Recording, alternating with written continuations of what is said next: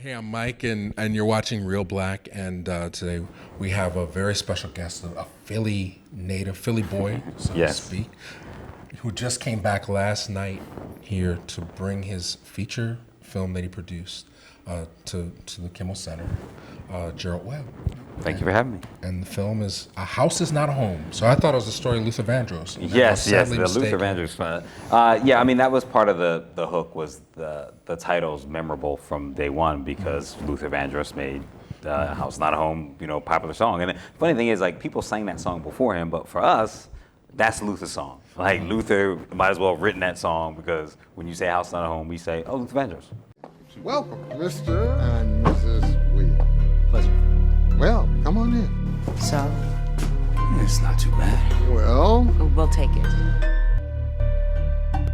Go help your mother unpack. A fresh start, the beginning of the rest of our lives. Stay here. This isn't funny! She's just a red moon or something, sweetie. Things have gone from bad to worse since we moved into this house. I mean, did you even stop drinking for a day? I'm not the one that went out and had an affair. So House Is Not a Home. Tell us about it. What's the story about? It's about a family, the Williams, that they're going through some real world problems. There's been some infidelity in the family. The wife has had bouts with alcoholism, but they have 2 teenage children, and they decide, you know what, the best thing for us is to try and keep our family together and let's try for a fresh start. So they move to a new place. They get a new house, and unfortunately, they picked the wrong house, man. This house has some serious evil attached to this house. So as soon as they move in, the house starts working on them. It works on everybody in their own little way. It starts pitting, the wife is an alcoholic, so she starts drinking again. The daughter, it works on her when she's sleeping. The son, he keeps getting scared and feels like someone's following him through the house. And Ben, they literally kind of focus on him, and he kind of becomes the conduit for this evil to kind of make its way and really fully manifest itself in the house. And this family has to ultimately, once this evil is fully in the house, they have to kind of overcome their differences pretty quick to band together to try and save their own lives. Okay. So now the predominantly black cast is a black family that the center's around. Yeah, and we did that on purpose. I see so many horror films going back, and usually the African American characters in the film are usually, the old joke, they die in the first scene, or they're a bit player, or they might be the cop, that comes in later, but they're generally not that main cast. So, and if they are, it's usually a comedy or a spoof, or occasionally it's just so stereotypically ignorant that the movie's kind of a joke. So we wanted to kind of take on all of those Hollywood tendencies and stereotypes and say, let's flip it, let's do it different.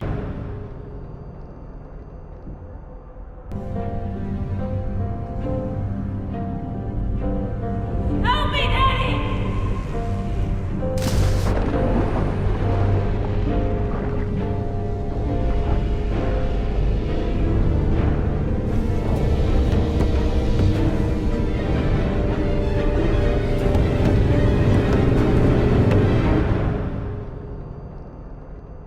It's not a completely African-American cast. We do have some other ethnicities in the cast and some roles, but it's primarily an African-American, majority main cast. So why is that, as Karis One would say? Why don't we, black people love horror movies. Like when I was growing up and they had horror movies, the theater was just packed with black people. We love being scared. We don't get to see ourselves in these movies. Why is it? Is it? I think Hollywood has its tendencies. And, it took us a while to get this film distributed. This film had won awards. We would send a trailer out and a screener, and all the distributors would tell us, oh, you have great production value. And, we didn't have huge stars, but we had star name value. We have Richard Grieco in the film, and Eddie Steeples from My Name Is Earl, and Diahnna Nicole Baxter, who's won an Emmy. Melvin Gregg, who plays my son, he's a Vine celebrity with 8 million followers now that follow every video he puts out. And Aurora Perrineau, who was in Gem and the Holograms, and she's literally blowing up. They're talking about her in Hollywood Reporter and the trades, every other week now, whatever she ties onto. So they would acknowledge all those things, but then they were like, but we don't really know what to do with it. And it's kind of a self-fulfilling prophecy. A lot of distributors will say to me, well, you know, African Americans, they don't really sell overseas. Well, they don't sell overseas because you're not buying my movie and trying to go sell it. Right. So it's a self-fulfilling prophecy, like they're making themselves right. Yeah, it won't sell overseas if you don't buy it because it won't have the opportunity to sell overseas. So I think that's part of it. I think it's a big part of it. But I also think that, you know, African Americans have broken through, specifically in entertainment, on an international basis, like in sports, in music. Like, we're some of the most popular things on the planet. You know, everybody on the planet knows Beyonce. Everybody knows Rihanna. Everybody knows, you know, even Will Smith. But in sports, you know, you send Michael Jordan anywhere, LeBron James, Carmelo Anthony. They're known all over the world, and people love them. But all of a sudden, in film, we can't sell. I mean, it really just doesn't make any sense to me. Well, we can go deep there. We can go back and forth. So, all right, I'll pose this. I don't know what the answer is. Clearly, on a certain level, you know, I think we'd be much further ahead if there were people that looked like us in the rooms where the decisions were made in terms of how much money to spend to promote something. You know, a lot of movies die on the vine simply because they're not promoted properly. They're great films, and people just don't, they, like you said, they don't know how to sell it, but they don't necessarily put as much money behind these movies either, you know, and clearly you're protecting your investment. So if you have $150 million Godzilla, you're gonna, regardless of how good it or bad it is, you're gonna get those on Pepsi cups and things like that. But if a modestly budgeted black film is there, it's, you know, if you spend more than the movie costs to make, you're taking a big risk. And in some cases, when, you know, one specific case where that paid off would be Hustle and Flow, where the movie didn't cost that much, it didn't cost that much to acquire, but they spent more than the movie cost to make. To promote it, and it got Oscar nominations. I mean, you know, I'm still kind of upset about the 3 6 Mafia Oscar win, but it won an Oscar, and it went on. And then clearly last year the big example was Straight Outta Compton.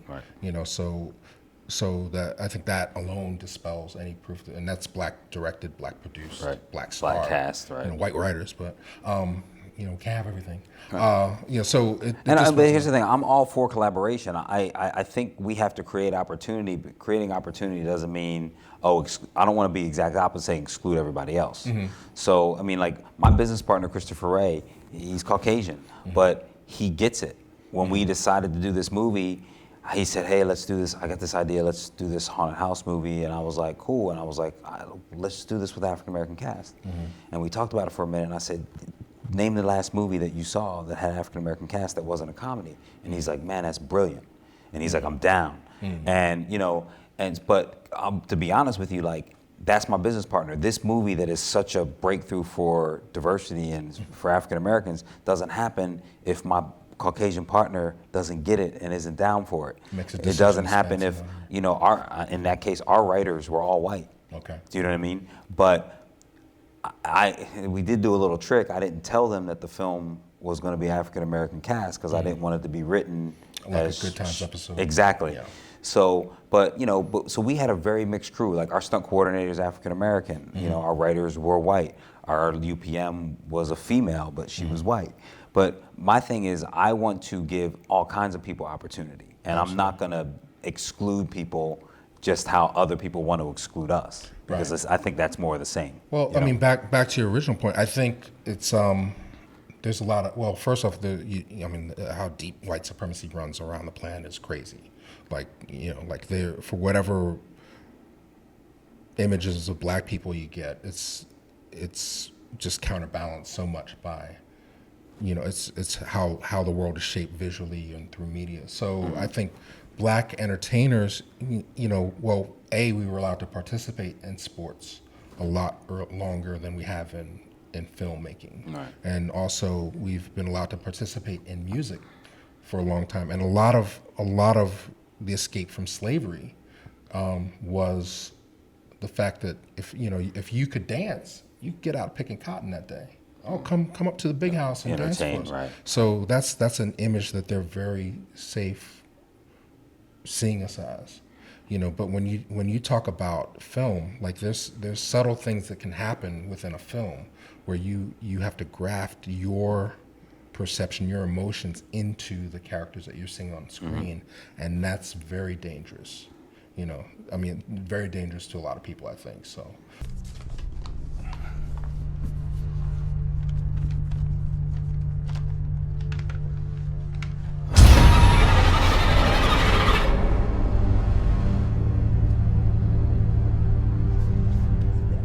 Day, all these stories are human stories. There may be really specific stories that could just be specific to one group, but the truth of it is everybody on the planet can relate to being in a house and some crazy paranormal stuff happens and you want to find a way to get out and then you can't get out, so you're even more, that amps the terror up, Right. That's just a human story. Oh, that's just like, hey, you're scared. We all experience that. You know what I mean? Well, may I be frank, Gerald?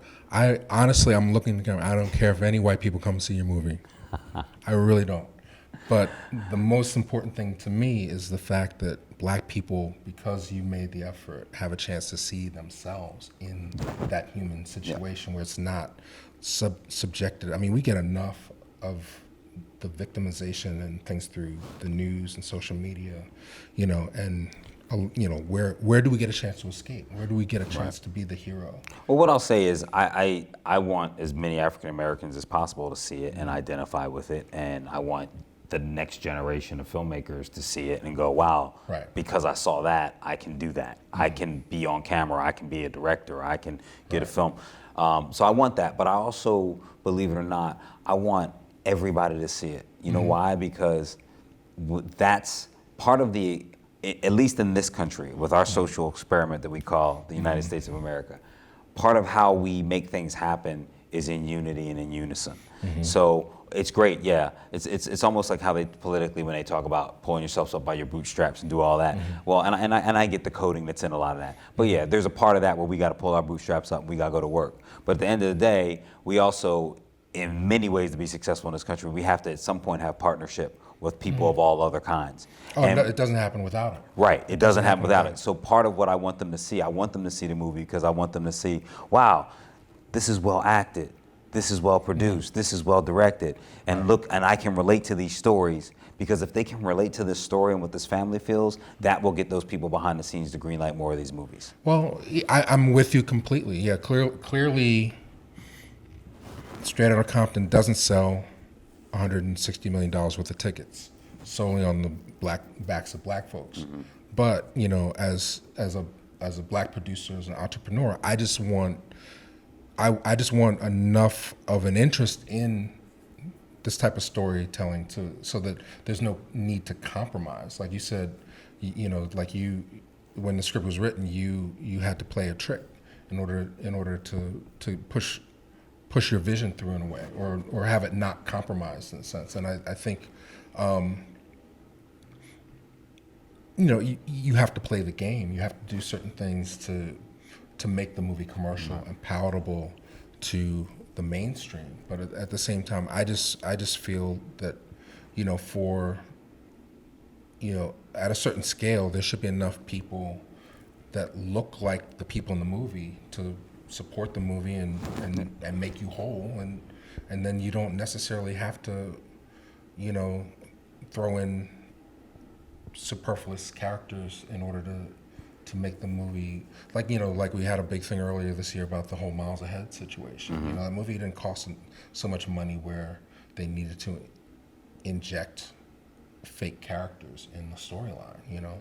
So I just if ultimately, if we're talking about empowerment, I think that that's what I would like to see. But yeah, absolutely, I think everybody should feel like it's a horror film. It's not just a black film. Yeah, and that was the goal. We didn't for this. I think for this film to work, we had to make a horror film. Do you know what I mean? And that's why we had it written the way we had it written. It's like we went to our people. We were like, here's the concept. It's a haunted house. Blah blah blah blah. Go write. We didn't give them any details. We didn't say that it was white. We didn't say that it was black, but because we wanted it written straight. Right. The reason we purposely didn't tell them it was black is because we know the tendency sometimes is, oh, well, let me name all the characters Jamal. and Shaniqua and all the other, you know what I mean? And then let me have them have this. And we didn't really want that. Now, there are films out there that's great for that. You know, I don't ever begrudge Scary Movie, or you know, the Haunted, with the Wayans movie, the Haunted House. I think that there's a place, right? I think that there's a place for those things, and that's great. It's comedy, it's spoof, that's great. But that's not the only expression of us in horror. So I wanted to say, let's make a straight horror film, because every time I've seen it, it's never been just a straight horror film. It's been, even if they tried to make it a straight horror film, the jokes and everything skewed towards very stereotypical jokes. So I wanted to go, let's make it straight. And if that's what we have to do, is not tell our writers the background on these characters, then that's great.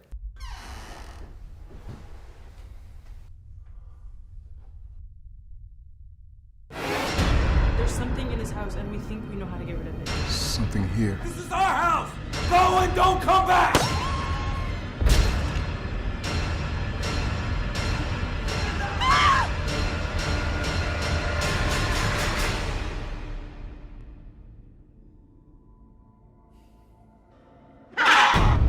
I'm super proud of you. The headline, Hometown Boy Makes Good. House is Not a Home, coming out on DVD when? September 27th, it'll be on DVD and all digital platforms. You can pre-order it right now on Amazon, the DVD, if you'd like. And then Walmart's bringing it in on October 4th. Hi, I'm Gerald Webb, lead actor and producer of A House is Not a Home, and you're watching Real Black. Oh my! The role of the griot. The griot is a storyteller from Africa. You know, I'm thinking of a famous ending that I read in the African folk tales. This my story. If it be sweet or if it not be sweet, take some elsewhere and let some come back to me. Communities like this got ravaged in the early '80s when crack cocaine swept through, and it destroyed families, destroyed people's lives, and destroy communities. And so hopefully by telling a very micro story about this particular family, we'll be able to tell a bigger story at the same time.